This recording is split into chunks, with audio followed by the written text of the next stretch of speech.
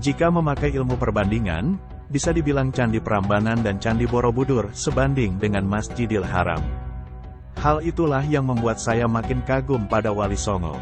Maksudnya begini, kalau ada Masjidil Haram, berarti logikanya ada puluhan Masjid Agung, kan? Kalau ada tempat ibadah Hindu-Buddha selevel Masjidil Haram, berarti bukan tidak mungkin Indonesia zaman dahulu sudah dipenuhi ribuan musola umat Hindu-Buddha. Orang tidak mungkin bisa membuat sesuatu berskala besar tanpa bisa membuat sesuatu yang berskala kecil-kecil dulu. Tentu kita jadi bisa membayangkan kalau umat beragama Hindu dan Buddha zaman dahulu adalah golongan mayoritas. Kalau umat beragama Hindu dan Buddha zaman dahulu sangat mendominasi, bagaimana bisa Wali Songo membalik kondisi tersebut? Kalau Anda belajar sejarah, Anda pasti makin heran dengan Wali Songo. Silakan Anda baca dengan teliti isi buku Atlas Wali Songo karya sejarawan Agus Sunyoto. Menurut catatan dinasti Tang China, pada waktu itu, abad ke-6 M, jumlah orang Islam di Nusantara, Indonesia, hanya kisaran ribuan orang. Dengan klasifikasi yang beragama Islam hanya orang Arab, Persia, dan China. Para penduduk pribumi tidak ada yang mau memeluk agama Islam. Bukti sejarah kedua, catatan Marco Polo singgah ke Indonesia pada tahun 1200-an. Dalam catatannya, komposisi umat beragama di Nusantara masih sama persis dengan catatan dinasti Tang, penduduk lokal Nusantara tetap tidak ada yang memeluk agama Islam. Bukti sejarah ketiga, dalam catatan Laksamana Cheng Ho pada tahun 1433 M, tetap tercatat hanya orang asing yang memeluk agama Islam. Jadi, kalau kita kalkulasi ketiga catatan tersebut, sudah lebih dari 8 abad agama Islam tidak diterima penduduk pribumi. Agama Islam hanya dipeluk oleh orang asing. Selang beberapa tahun setelah kedatangan Laksamana Cheng Ho, rombongan Sunan Ampel datang dari daerah Champa, Vietnam. Beberapa dekade sejak hari kedatangan Sunan Ampel, terutamanya setelah dua anaknya tumbuh dewasa, Sunan Bonang dan Sunan Derajat, dan beberapa muridnya juga sudah tumbuh dewasa, misalnya Sunan Giri, maka dibentuklah suatu dewan yang bernama Wali Songo. Misi utamanya adalah mengenalkan agama Islam ke penduduk pribumi. Anehnya, sekali lagi anehnya, pada dua catatan para penjelajah dari benua Eropa yang ditulis pada tahun 1515 M dan 1522 M, disebutkan bahwa bangsa Nusantara adalah sebuah bangsa yang mayoritas memeluk agama Islam. Para sejarawan dunia hingga kini masih bingung, kenapa dalam tempo tak sampai 50 tahun, Wali Songo berhasil mengislamkan banyak sekali manusia Nusantara. Harap diingat zaman dahulu belum ada pesawat terbang dan telepon genggam. Jalanan kala itu pun tidak ada yang diaspal, apalagi ada motor atau mobil. Dari segi ruang maupun dari segi waktu, derajat kesukarannya luar biasa berat.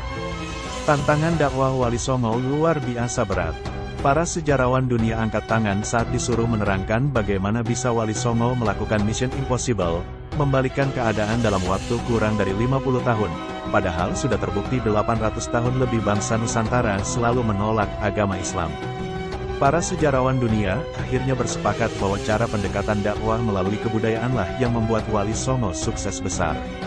Menurut saya pribadi, jawaban para sejarawan dunia memang betul, tapi masih kurang lengkap. Menurut saya pribadi, yang tentu masih bisa salah, pendekatan dakwah dengan kebudayaan cuma bungkusnya, yang benar-benar bikin beda adalah isi dakwah Wali Songo. Wali Songo menyebarkan agama Islam meniru persis bungkus dan isi yang dahulu dilakukan Rasulullah SAW.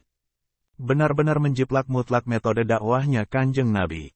Pasalnya, kondisinya hampir serupa. Wali Songo kala itu ibaratnya satu-satunya. Dahulu Nabi Muhammad SAW adalah satu-satunya orang yang berada di jalan yang benar. Istrinya sendiri, sahabat Abu Bakar R.A., sahabat Umar R.A., sahabat Utsman R.A., calon mantunya Ali R.A., dan semua orang di muka bumi waktu itu tersesat semua.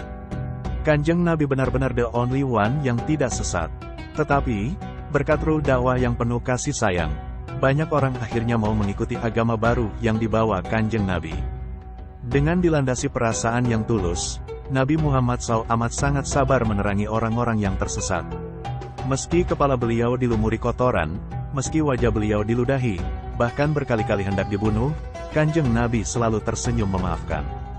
Wali Songo pun mencontoh akhlak Kanjeng Nabi sama persis. Wali Songo berdakwah dengan penuh kasih sayang. Pernah suatu hari ada penduduk desa bertanya hukumnya menaruh sesajen di suatu sudut rumah. Tanpa terkesan menggurui dan menunjukkan kesalahan, Sunan tersebut berkata, "Boleh, malah sebaiknya jumlahnya 20 piring, tapi dimakan bersama para tetangga terdekat ya." Pernah juga ada murid salah satu anggota Wali Songo yang ragu pada konsep tauhid bertanya, "Tuhan kok jumlahnya satu? Apa nanti tidak kerepotan dan ada yang terlewat tidak diurus?" Sunan yang ditanyai hal tersebut hanya tersenyum sejuk mendengarnya. Justru beliau minta ditemani murid tersebut menonton pagelaran wayang kulit. Singkat cerita, Sunan tersebut berkata pada muridnya, "Bagus ya cerita wayangnya." Si murid pun menjawab penuh semangat tentang keseruan lakon wayang malam itu. "Oh iya, bagaimana menurutmu kalau dalangnya ada 2 atau 4 orang?" tanya Sunan tersebut. Si murid langsung menjawab, "Justru lakon wayangnya bisa bubar. Dalang satu ambil wayang ini, dalang lain ambil wayang yang lain, bisa-bisa tabrakan." Sang guru hanya tersenyum dan mengangguk-angguk mendengar jawaban polos tersebut. Seketika itu pula si murid beristighfar dan mengaku sudah paham konsep tauhid.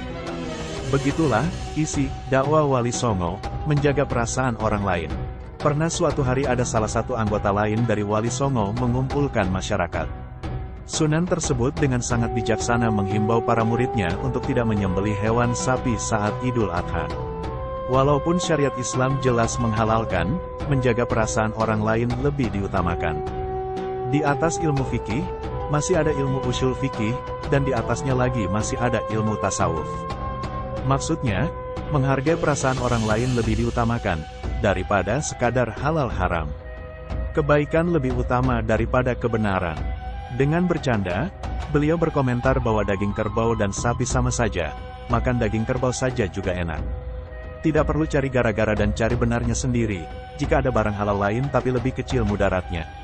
Kemudian, ketika berbicara di depan khalayak umum, beliau menyampaikan bahwa agama Islam juga memuliakan hewan sapi.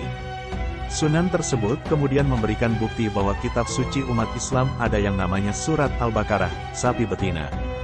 Dengan nuansa kekeluargaan, Sunan tersebut memetikkan beberapa ilmu hikmah dari surat tersebut, untuk dijadikan pegangan hidup siapapun yang mendengarnya. Perlu diketahui, perilaku Wali Songo seperti Nabi Muhammad SAW zaman dahulu. Wali Songo tidak hanya menjadi guru orang-orang yang beragama Islam. Wali Songo berakhlak baik pada siapa saja dan apapun agamanya. Justru karena kelembutan dakwah Sunan tersebut, masyarakat yang saat itu belum masuk Islam, justru gotong royong membantu para murid beliau melaksanakan ibadah kurban.